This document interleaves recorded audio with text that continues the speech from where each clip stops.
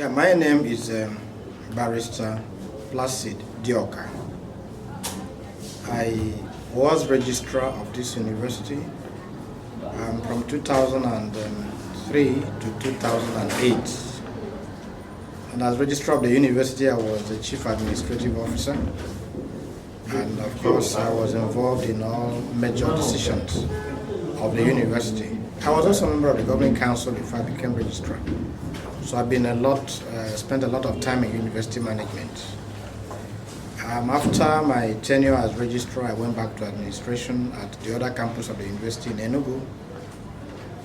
While I was Registrar here, of course, I took a traditional title in my community as a chief in 2008. And 2019, my community conferred me with the title of Ishi Nze of the community. In Igbo land, the Nze title is one of the highest titles given to traditional custodians of custom and culture. A lot of people become Nze by virtue of their integrity, honesty, and what they have done for the community. But the Ishi Nze is at the apex of it and is next to the traditional ruler of the community.